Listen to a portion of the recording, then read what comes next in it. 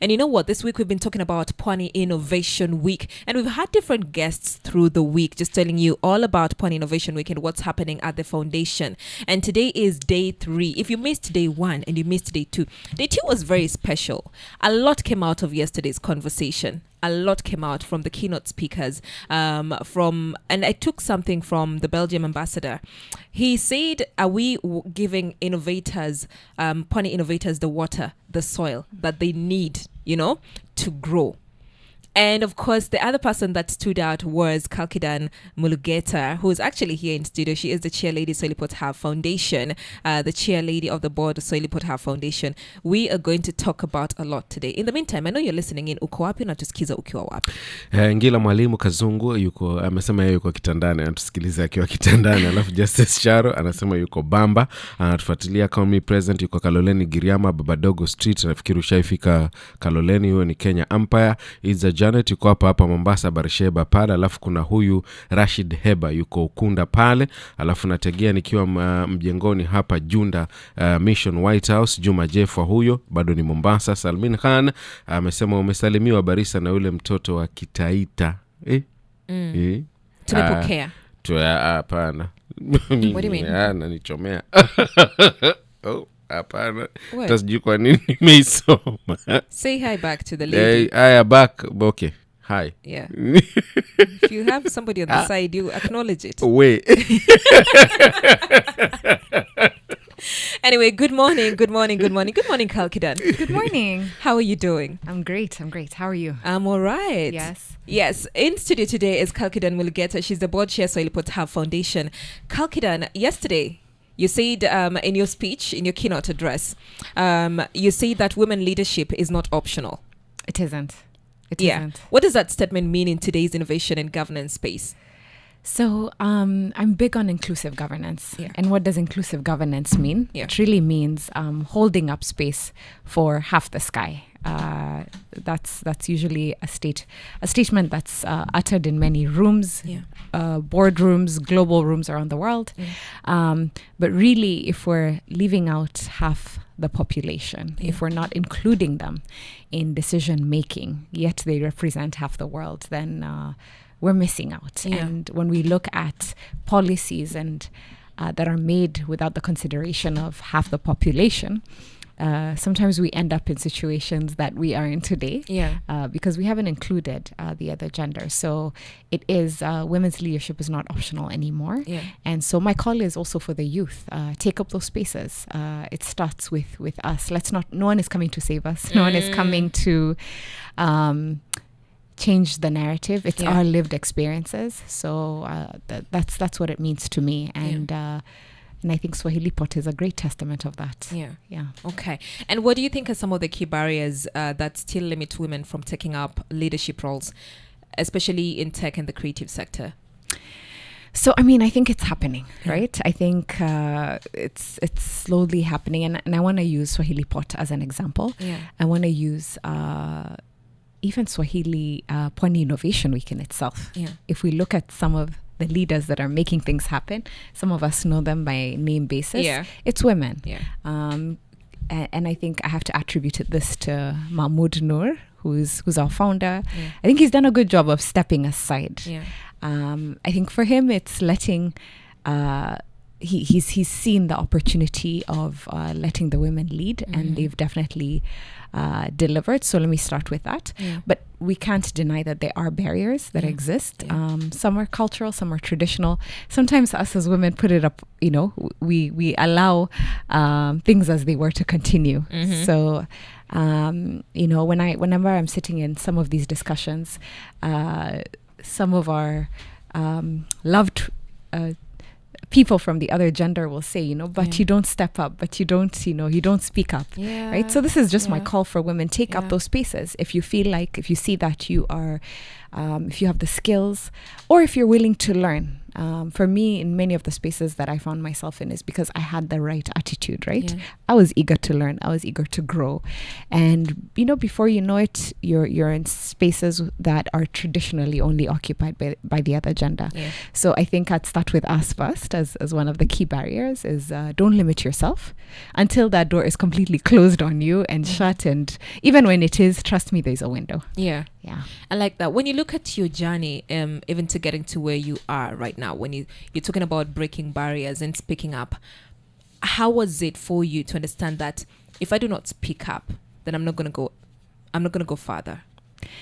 Yeah. Oh my gosh. I think just in everyday experiences, and sometimes we think it's the big experiences, it's the big decision making. No, but sometimes it's even about where we're going to have lunch. It's really just practicing with that. And sometimes we say, let me just diminish my voice here, let me just go with where everyone else wants to go. No, like, listen, if you want to have biryani, or if you want to have, I don't know, marwa bajia for lunch, just because the crowd doesn't, like, start with the small decisions, because the small decisions make the big decisions. But for me, it was just finding myself sometimes in situations that I didn't want to be in. And then I just ask myself, okay, did you speak up? No, you didn't. So who's to blame? And by the way, even when you do speak up, sometimes people may not listen, or your voice may not be heard, even in more important conversations. But I do believe that people remember. And before you know it, people will start to invite you for these things because they say, hey, she has an opinion. She has a voice that's maybe different than everyone else's. That's the same. So I think it's just practicing from the small decisions, from the little decisions, the everyday decisions, and then to the larger decisions. Is it easy? No, it's not, but it's worth it. It is. It is. Could you walk us through your journey?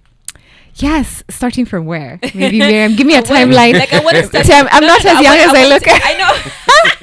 You are young. I need a timeline. You're young. You're young. Start from the 1800s, and you guys are like, hey, it's the morning show. We gotta go. I was about to ask if do we have a vampire, but anyway, I'm thinking there has to be a space. At what point in your journey, or rather in your career, did you feel steady? Ooh. That's a very good question.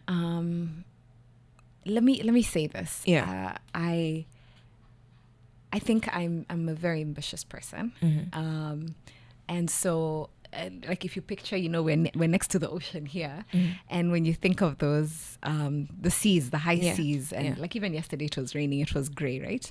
So I'd like to say that much of my life is like that. But I've learned to embrace that because I think that's where growth happens. I think sometimes being steady is maybe not my comfort zone, and I've learned to embrace that over time, right? I've learned to embrace that because I think the most growth in my life is when the seas are rough, when I'm challenging myself. Right now I'm doing 75 hard. I don't know if you've heard of it. Yes, I have. You have? Yes. What do you think? What do you think? Are we going to do it? I'm wishing you all the best. Miriam is like, not for me. So and one of the reasons I'm doing that is I realized that I work so much. I work so much. I put so much of my time into my work, but there are all these other things that I do enjoy doing. We were talking about working out earlier. I love working out, but I want to mix it up.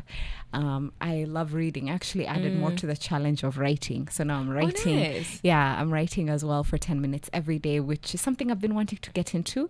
But I feel like I always say, in fact, I've asked so many of my friends who are writers, like, how do I start? And they're like, Kalki, just start. So even this challenge for me is really to give me that discipline to be consistent, to write every day. I enjoy reading, so that came naturally. Drinking water. So I think, has my life been steady? I don't think so, Miriam. Okay, let me rephrase it. Please do. There are times in our career, and I'm talking about your career at this moment. The times when you look at your journey and you're thinking, I'm grasping. Okay, I'm still trying to understand, get my footing, right? So if you look at your career, if you look at your journey, what point do you feel like now I've got my footing. Yeah. So let me give you the response in maybe a slightly different way. Okay. Right? I think a lot of that is mastery of self, right? Because our careers, so I have a degree. My first degree is in biology, and then my master's is in public health. And yesterday I was actually applying for something, and when I was uploading my master's, I said, hey, boy, has my life changed from the days of doing my master's. I really thought I would be, a doctor of public health or continue in that space. Yeah. But life had other plans. And before I knew it, I was in the technology space. We were providing value-added services for telco. And this was a completely different field than anything that I studied. Imagine being in the sciences, in the health space. Yeah. And then now you're in the technology space. Yeah. And what interested me in that space, so this is maybe about 11 years ago, is because I realized that the world, especially Africa, is moving towards that. Mobile technology is what it is. And so as long as I have a good understanding of how that works, I have the other subject matter expertise. But the last decade, essentially, I've been in the technology space. So I think, and the technology space is ever evolving. I mean, you blink, it's like robots taking over. You wake up again. It's like AI is really accompanying us along this journey of life. So maybe let me tell you, is the thing that I have become more steady in is understanding myself, right? Understanding how I learn, right? Because you have to be constantly learning to have an edge in your career. So I think the one thing that I think I'm more confident in is how I learn, how I grasp ideas, and then also just knowing what's not for me. At certain points in our career, we want to do everything because we're like, hey, I gotta hustle, I gotta make money. But now it's about understanding what is for me. How do I learn best? How do I grasp ideas best? Where do I learn from? All of those, because that's what is, I think, steady. The most steady thing is change. So then how do you carry yourself through that change? Right? I like that. Okay. Niku address aje anyway. Board chair. Kalkidan. Yes. You've talked about culture. Yes. In Kenya, in the coast region. Yes. An enemy of any progressive woman or lady or a girl, it's the girl. That's how they've perceived it. Yesterday, one or two of the panelists in one session, I don't want to mention, if I mention the session, they'll know it's so and so. They'll know. She talked about her aunt telling her that at this age, she's about 20 to 25 there. At this age, you're not supposed to be getting in here, boarding this plane to this place. You're supposed to be married. Yeah. You're supposed to have grandchildren. Yes.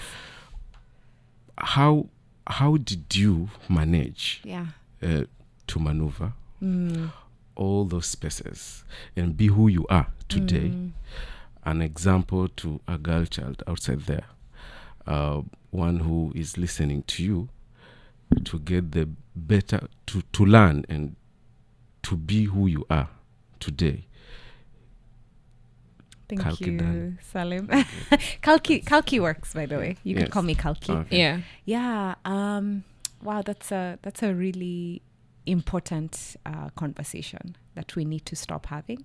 That we need to start having. Sorry, by all means, start having.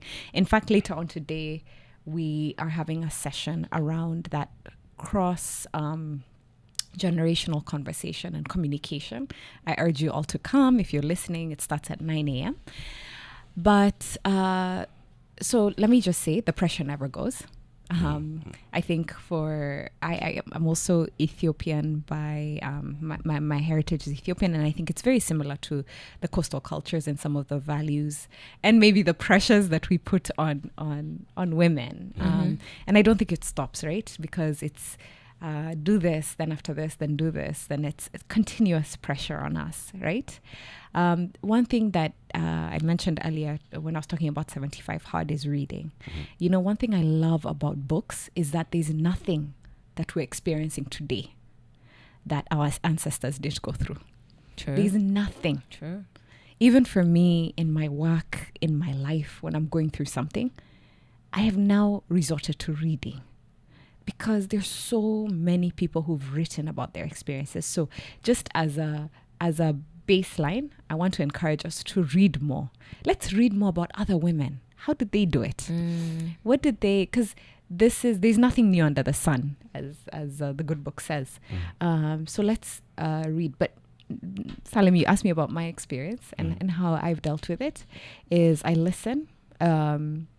What do they say? The youth, I listen and don't judge. Yes. So I listen because some of these are my aunties, my mom, my people who love me and people who are well-meaning. And I think in my case, I know that it's coming from a place of love, right?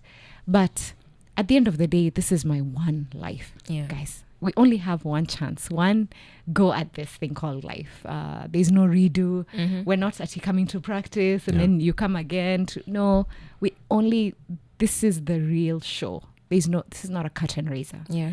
And so I think having that conviction and saying, this is what I want to do with my life. And by the way, if you want to, settle, be a grandmother, by all means, but let it be your wish. Let it be the thing that you've chosen for yourself, right? Sometimes our society and our community, they push agendas, I think, out of love. I don't think it's out of spite. I don't think they're doing it because they don't want us to succeed. I think it comes from a place of love. But I think also we're responsible for the direction our life should take. So invest in that. And I think sometimes, and why I said read, is also see how other people have done it. That's how you get ideas. Okay, I can settle down, but I can also go to school, or I can go to school first and then maybe settle down later. Or maybe this settling down thing is not for me, right? Yeah. But I think also do your research, because sometimes we come in with so much emotion and we say, this is not what I want. Okay, but what do you want? So that's my challenge, to my fellow women. What is it that you want to do with this one little wondrous life? And by the way, it goes by so fast. Huh? That's also another thing. Yes. It goes by so fast. One day you're 19, 20, you're young, you think you have all the time in the world. So also use your youth wisely, figure out what it is you want to do and pursue it. And I think sometimes when you have a conviction, yes, the family will be against you, or you face opposition. I'm not saying opposition will not come. But embrace that opposition, but have the conviction saying, yeah, this is what I want to do with this life. If you, what do they say? If you aim for the stars, you land in the sky. Yes. Or is it the other way? One of the two. But yeah, I think have that conviction. And for me, that it's been about that. I've been someone who's been led by my conviction. Did I know what I wanted to do for the next 10 years or for the next 5 years? No, not at all. I think it was just for that day sometimes for that semester when I was in school, sometimes for that 6 months, 3 months. And that's how I've always gone about it. What I wanted 5 years ago is not what I wanted now. And I think that's because I'm trying my best to continuously improve and learn and read from others and just see how other people are doing it. All right. You really insisted on reading. Yeah. I'm going to ask I'll ask about the book you're reading currently. But there's a question here. Good morning, Mentor. Mentor says, what opportunity did you see to do the switch from biology and public health to technology? The other question is, why are you so passionate about communication impact? How has the relationship with your parents shaped you? Ooh, thank you, Mentor. And good morning.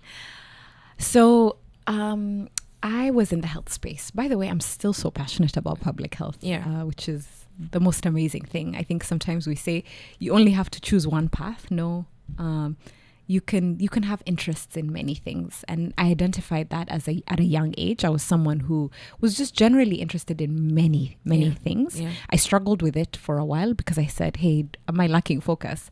And I had a really amazing mentor right after I finished my undergrad who said, no, I'm like you. She was a she had a PhD in chemistry, and she led a consulting firm. She did a lot of things, and hence the importance of mentors as well. But for me, I after graduating, after getting my master's, I was in the United States and I was applying for jobs. I studied university there, and I was applying for many jobs. Didn't have much luck. It was, and then I started to apply for grants. Yeah. And the reason why I applied for grants, actually, funny story, is because I wanted grant writing experience. I never thought on this God's green earth that I would actually win a grant. So I said, let me apply so that I can say I have grant writing experience. Yeah.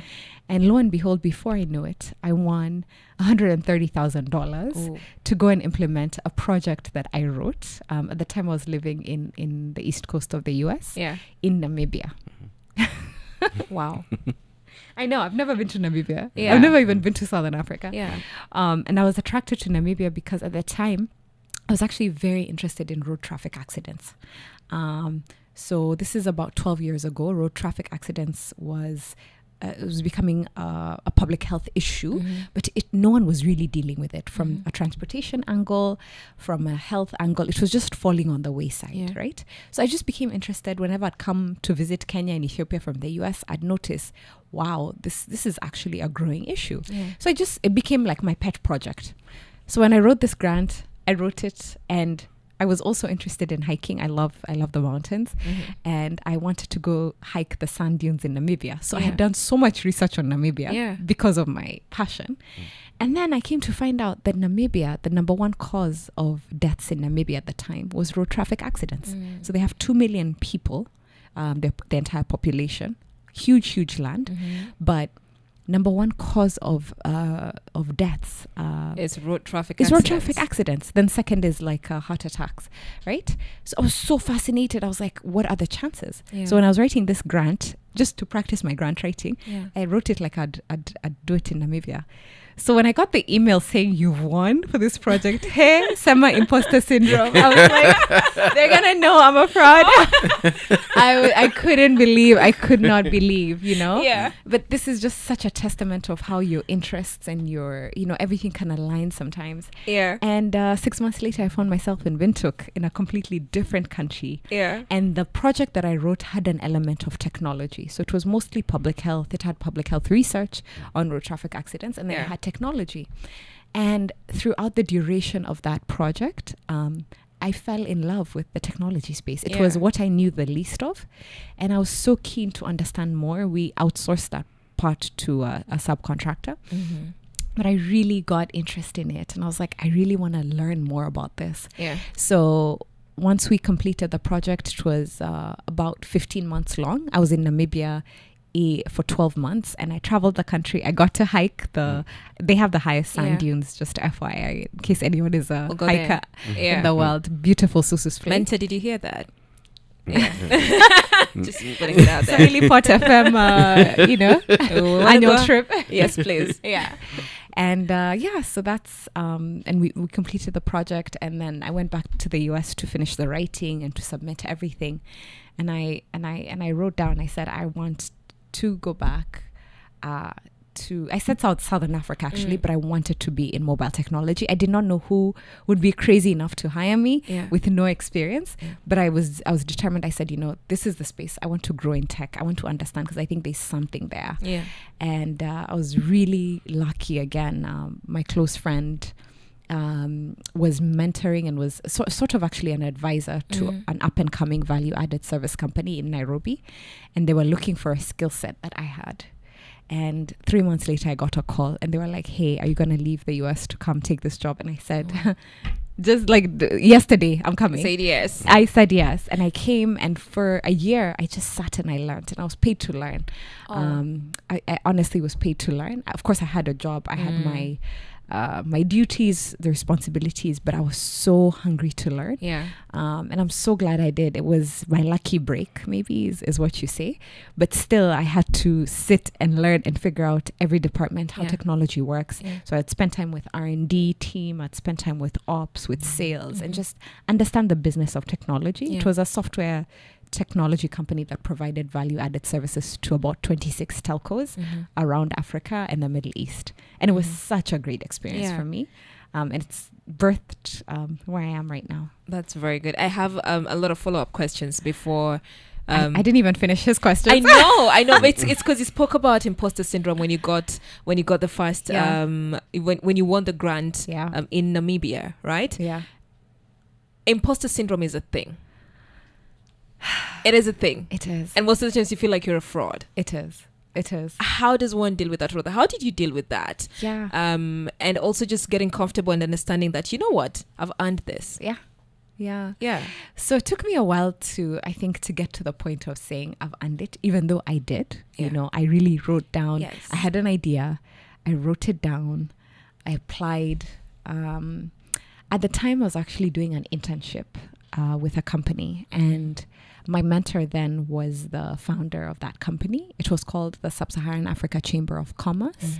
And what we did is we tried to improve trade between the US and Sub-Saharan Africa. Yeah.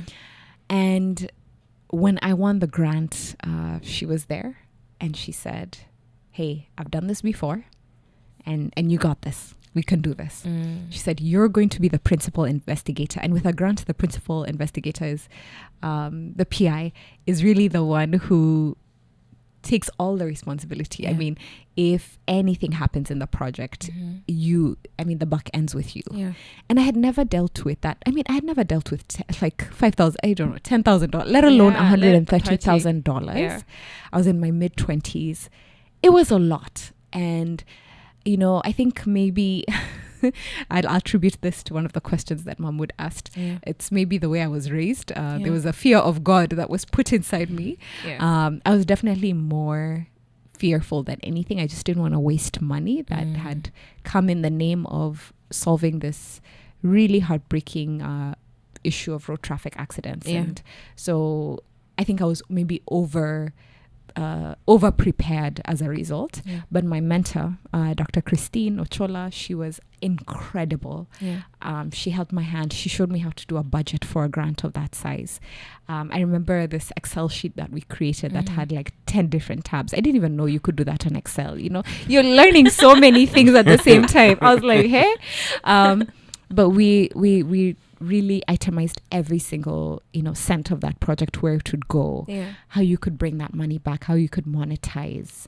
And really, at the time, I was really nervous because I was like, I don't know if I'm capable, Then I'm moving to a new country. I'm forging relationships. Yeah. I am working with the university there. I have to make sure this project is a success. Yeah. It was a lot. So did I have imposter syndrome? Absolutely. I mean, Miriam, like, I absolutely did. I was like, I don't think I'm the right person. I'm definitely... And was I qualified? No, I wasn't. I'm not going to say I am. Yeah. Did I have the idea? I did. And let me tell you, fortune really favors the bold. Yeah. I had this idea and I said, okay, I'm going to do this. When it started to happen, I had a lot of fear, but Dr. Christine really mentored me all the way through. I was the one who moved from the US. I remember I had six bags and my friend who picked me up was like, what's happening? Are you never leaving? But we went and we made it happen. Yeah. And I think with every single project that we would begin and finish, I think the confidence started building and the imposter syndrome started fading. Yeah. Yeah. All right. And now let's go back to Mentor's question, where he says, why are you so passionate about community and community impact? Yeah. And how has the relationship with your parents shaped you? Yeah. So my parents are quite amazing. Shout out to them. They really left their homes and what they know from a very young age. Yeah. And when I look back at their lives, there was always people around them. I mean, my parents are one of those people, like, you see how we've just met today, Salim? Tomorrow you're in their house eating injera, like dining. They love people. Yeah. And I grew up always, I think until I went to boarding school, I never shared. I never slept in my own bed. I always shared. And when I went to boarding school for high school, it was the first time that I had my own bed. But it's just a testament to people always wanted to spend the night at our house. Yeah. People wanted to stay over. And now in hindsight, at the time, of course, your private space was always invaded. You didn't understand. But at the time, I realized that I've become like that. And, you know, it's really realizing that you can't achieve anything on your own. No man is an island. And even from the smallest thing, we need each other to move forward. I've seen it in my life. I have a business in Addis Ababa, a technology company.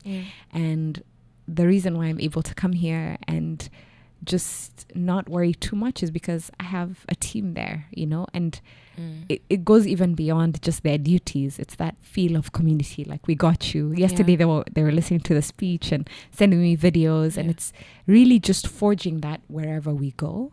And it's important because life is so much more better that way with community. Are people going to annoy you? Are they going to drive you crazy? Absolutely, they will, right? But no one was created to be on their own. Together we can achieve so much more. You speak about mentorship and pretty much big on mentorship. How does mentorship contribute to preparing young people for leadership in governance, resource management, and even innovation? And I like the fact that you're saying we need each other. And you've also mentioned a mentor, right? How important is it for somebody to have somebody that they are learning from? Wow, I think it's key. And I'm a testament to that. Miriam, I wouldn't be where I am if I didn't have the mentors in my life. And at different stages of your life, it looks very different, by the way. Sometimes, you know, you might not have that conversation. Kama like, oh, Salim, please be my mentor. Yes, I'll mentor you. You might not have those distinct conversations. Sometimes it could be your boss. It could be something that you look up to them, or you want to gain that they have. And it may be just having follow-up questions and discussions. Like, we don't always have to make it very formal. Because sometimes it might be a bit, you know, like, I haven't talked to my mentor, or I haven't spoken to them. Sometimes it could just be, you know, committing to walk that journey with someone, even for the mentors or, you know, people listening. And then there's no age for you to start mentoring, you know. I think as we get through this experience called life, there's a few things that I've learned that you don't know. There are things that you've learned that I don't know. Let's talk. Let's build community. Let's walk this journey together. And I think mentorship just evolves naturally, you know. Let's care for one another. Let's be interested in how the other is doing. Let's care. I think let's make care a trend again. Let's make it a buzzword, you know. Like let's care about each other. I think that's where it starts off. But I've been such a recipient of mentorship throughout my life. I mentioned Dr. Christine Ochola when I was in the US, young. She had spent more time there than me, and she was always willing to pick up my calls. And I had a lot of questions then. I had $130,000 worth of problems, you know. But she was always willing to reach out and to answer my calls. But then also I think mentorship works if you're willing to be mentored, right? And I think that's the most important thing, right? So if you say, hey, if you're receptive, right? It's a two-way street. So it's crucial. I encourage everyone. You're never too old to have a mentor. Call them a friend if you want to, if you don't want to use that word. But there's always something that we can learn from each other. I like that. On yesterday's keynote address, you said we inherited the earth from our children, for that child, for that youth mwenye anakusikiliza right now. Can you expound on that? I really like that quote, Salim, and I think every time I hear it, I think of new ideas and new thoughts, because I think it's very powerful about how we walk on this earth, like literally and figuratively. Whatever we build and whatever we do is going to have a lasting impact. Earlier when I walked into this room, I told you how Swahili Pot FM was an idea of one man. We used to talk about it all the time. Mahmoud was always adamant and say, I want this, I need this, we need to do this thing. And now it's here, right? Swahili Pot FM is most likely going to outlive Mahmoud, and it's going to outlive all of us, right? Yeah. So we're constantly creating, or we're either taking away or we're giving resources and this land to our children. It's up to us to realize that and to recognize that. When we talk about the environment, when we talk about climate change, when we talk about all these issues, the way we move in this world, sometimes it's like this earth was only made for us, but it really is not. We're really borrowing it from our children.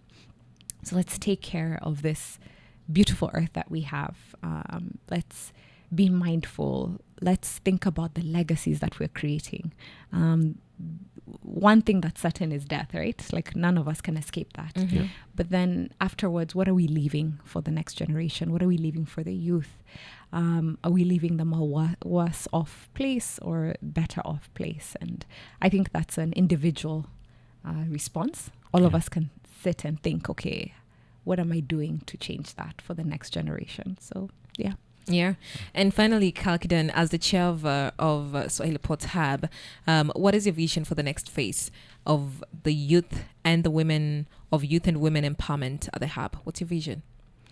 Oh, wow.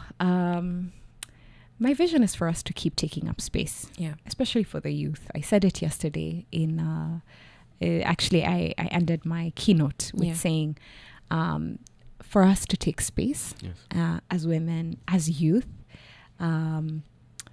build agency.